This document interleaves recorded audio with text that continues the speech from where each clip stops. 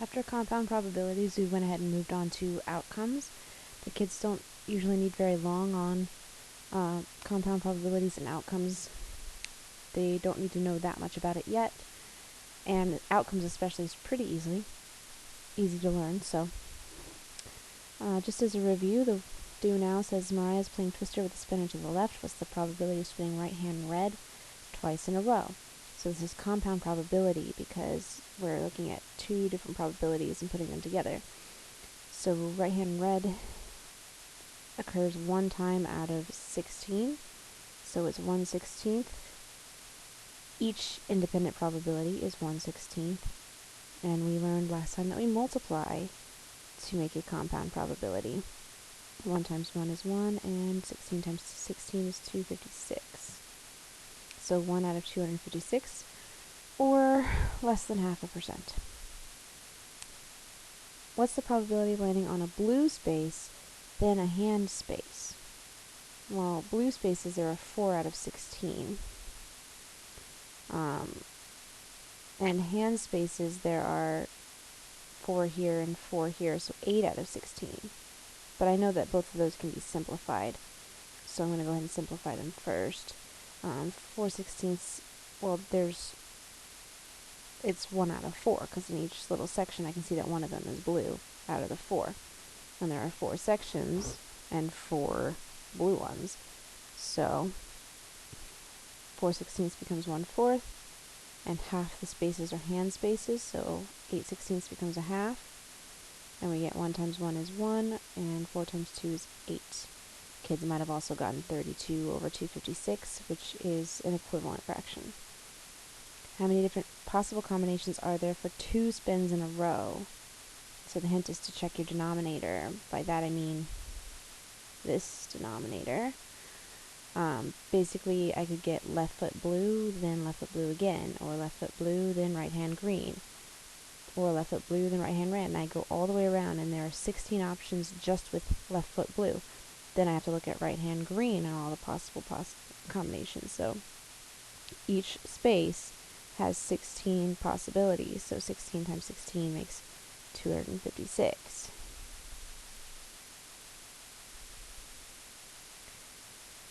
So the idea here is just to go over the homework to check the understanding of compound probability, and then use lists and trees to count outcomes, possible outcomes, and find a shortcut for that.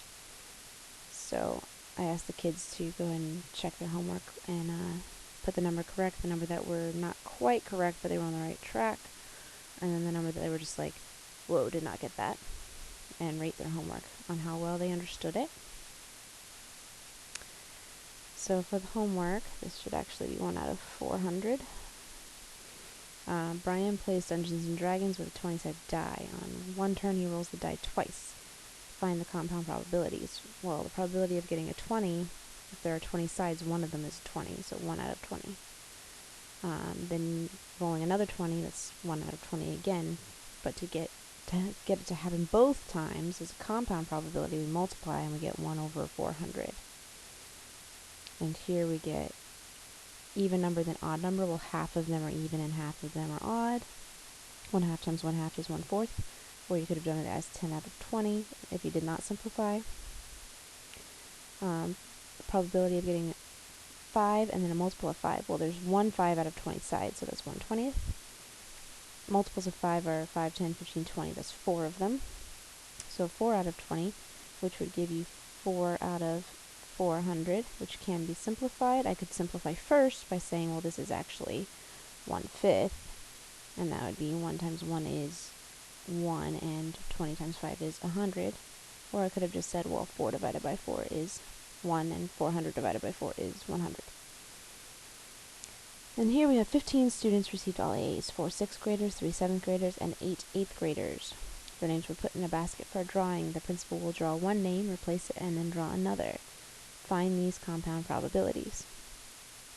So there's 15 students in total, so that will be the bottom of my fraction, because that's the total number of possible outcomes, 15 kids. to get the same student both times, well, that's one student out of the 15, and you want to get the same student, so it's the same student again, 1 out of 15. And we multiply, and we get 1 times 1 is 1, and 15 times 15 is 225. This is less than 0.5%, so that means even when there's 15 students in the box, the chance, and this principal replaces your name, the chance of your name being drawn again is still less than 0.5%, so not a very big possibility.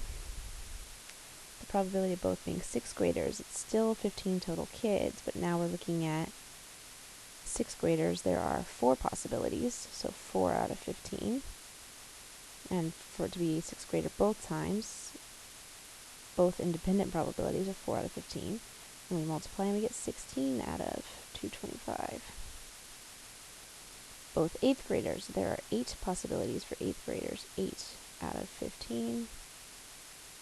Both times 8 out of 15. Multiply and you get 8 times 8 is 64 out of 225. And then the probability of getting an 8th grader and then a 7th grader, well, the 8th grade probability is 8 out of 15. The 7th grade probability is 3 out of 15.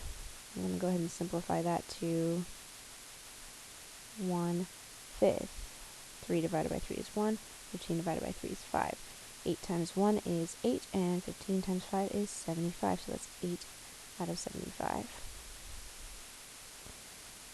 You get all these fractions with different denominators. It gets hard to compare. I like to remind kids that they can divide the numerator by the denominator to get the decimal form. It's much easier to compare decimals. Or for something like this, I could have, instead of simplifying, just done 8 times 3 equals 24, and 15 times 15 is still 225, and then I can still compare the likelihood, because the denominators are all the same. So within the same problem, just keeping that same denominator is easiest. But if you need to compare like different problems with different denominators, then turning it into a decimal is probably going to be your best bet. Okay, moving on to today's lesson on outcomes. It says Megan brought some shirts, pants, and shoes to Outdoor Ed. How many different outfit combinations could she make with these choices? Kids are really quick to catch on to abbreviating these things. We call Nerdosaurus, we're going to give that one a N for Nerdosaurus shirt, P for Pink Panda shirt, S for striped shirt, J for jeans, L for leggings, B for boots, and F for flats. That's how we do our abbreviations. And then some kids start naming outfits all over the place, which is, it's normal. They'll say, well, the striped shirt and the jeans and the flats would look good. So they'll start with, well, that's striped shirt, jeans, and flats. And then they'll say, the striped shirt would also look good with the leggings and the flats. And then they'll say, oh, I like that Pink Panda shirt, the Pink Panda shirt and the jeans. And I bet she's at Outdoor Ed, she's hiking, she could get some boots, and oh, hey, that's almost PB&J. So you get this random selection going along. But then usually one kid will start an organized list, and they'll say, oh, well, if I do the Nerdosaurus shirt with jeans and boots, then I could also do the Nerdosaurus shirt with jeans and flats, or with leggings and boots, or with leggings and flats. And they get this nice organized list going where it's easy to tell if they have gotten everything or if they missed something. And they'll say, well, that's all the combinations that the Nerdosaurus shirt could have, so why don't we try the Pink Panda shirt next? That with jeans and flats, that with jeans and boots. Pink Panda with leggings and flats, Pink Panda with leggings and boots. And even though I kind of flip-flopped the boots and the flats in these, it's still a very organized list, and you can tell if you missed something.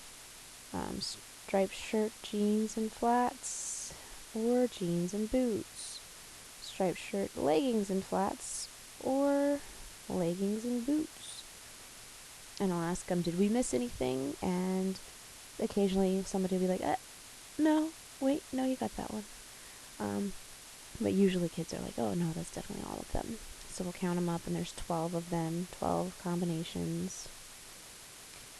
3 shirts.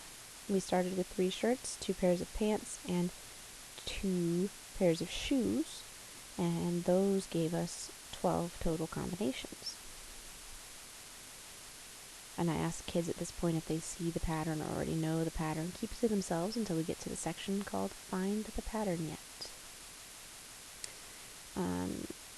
Here we have the same sort of deal, but now we have food. What are the options for food? There's actually no snack anymore. I took that one out. So we're going to label these H, P, C for chicken, F, S, A, M for milk, and J for juice. And we can do the same sort of organized list. The hamburger could go with fries and milk, or it could go with fries and juice, or it could go with salad and milk, or salad and juice, or apple and milk, ham, or apple and juice. And then we get all the options for hamburger out of the way, so then we do pizza. Hopefully at this point some kids might realize, well, it's going to be the same number for pizza. But I still get everybody listing them again. Fries and milk, pizza, fries and juice, pizza, salad, milk, pizza, salad, juice, pizza, apple, milk, pizza, apple, juice. And I mean, the chicken is going to be the same thing. I'm going to do these little, it's the same thing. Because the chicken will have all the same combinations for the second 2 items that the hamburger and the pizza did. So you end up with 1, 2, 3, 4, 5, 6, 12, 18 possible combinations. Okay, for 3 entrees, 3 sides, and 2 drinks. That's 18 combinations. Then we look at using a tree to help us organize our combinations. This is just another method. It's not that it's any more useful than an organized list. It's just something that kids might see, and you'll also see trees used in other forms of math, so it's good to have exposure to them. So Casey's making party favors for her birthday party. She'll include 1 type of candy, 1 accessory, and 1 beauty item in each party favor. The options for candy are Twix, Sour Patch Kids, Nerds, and Gobstoppers. The options for accessories are a ring or a bracelet. The options for beauty items are lip gloss or a hair streaking kit. How many different combinations of items could her guests find in their party favors? So, again, we need 1 type of candy for each, 1 accessory, and 1 beauty item. So this is my candy. And on the next row, I'll do my beauty item. Well, the Twix, you could either get a ring or a bracelet with a Twix. But you could also have Sour Patch Kids with a ring or a bracelet. Or you could have Nerds with a ring or a bracelet. Or Gobstoppers with a ring or a bracelet. So we get this little tree effect going on where each one branches out into 2 more. And that's our accessory row. And then you have beauty items. And you could get Twix, a ring, and lip gloss, or you could get Twix, a ring, and a hair streaking kit. Or Twix, a bracelet, and lip gloss, and so on. So these branch out 2 more times for each one. LH, LH, LH, LH, lip gloss, hair streaking, and so on and so forth. And then you just count the total number of options at the bottom, because that's Twix ring, lip gloss, Twix ring, hair streaking, Twix bracelet, and so each of these represents an entirely different goodie bag. So it'll count how many we end up with, and that is 2, 4, 6, 8, 10, 12, 14, 16. 16 coming from having 4 candies, 2 accessories, and 2 beauty items. We got 16 combinations. Same idea here. I'm not even going to make the tree for this one. We didn't end up having time for doing this one together in class in most cases anyway. But it's going to be the same idea. I'll come back to it once we find the pattern. So a shortcut for finding the total number of possible outcomes is to blank the number of blank in each independent category. So we go back and we look at these numbers that we wrote down, and I say, well, what is the relationship between the number of options and the total number of combinations you have at the end? And kids will be like, well, when you add, that makes 7, so adding doesn't work. And somebody will say, well, oh, you multiply. 3 times 2 is 6, times 2 is 12. 3 times 3 is 9, times 2 is 18. 4 times 2 is 8, times 2 is 16. And then this one would be 2 times 2 times 2 times 2, which would also be 16. So the shortcut is to multiply the number of options in each independent category. And it's also how we find the denominator of a probability fraction for the given problem. So if, for example, I wanted to say, what is the probability of getting a ring and lip gloss in your party favor, then you would say, well, there's 16 total outcomes. So the denominator is going to be the 4 candies times the 2 accessories times the 2 beauty items, so 16. And then the numerator is, well, if I use my tree, it's easy. It's rings and lip gloss, so it would be 1, 2, 3, 4 out of 16. And then there's some practice. And you can see that it kind of steps them down from having all the options listed, so they could make a list if they wanted. But then eventually they have to learn to just say, well, there's a body style option, there's a color option, and there's a model option. Those are all of the categories. So let me do 2 times 5 times 3, and I get 30. And that's the number of possible different types of cars. Same here, 7, 4, and 4. So, of course, read the problem, because they could throw in an extra number just to throw you off.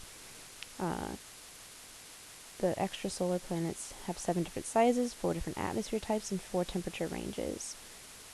So that means that there's 7 in this category, times 4 in this category, times 4 in this category. Which makes, well, let's see, 28 times 4, which would be 80.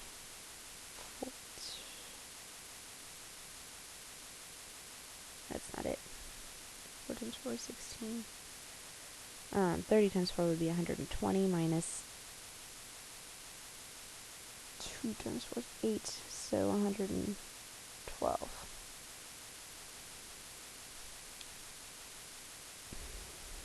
Seven times 4 times 4 equals 112. And then they have homework. And that's it for outcomes.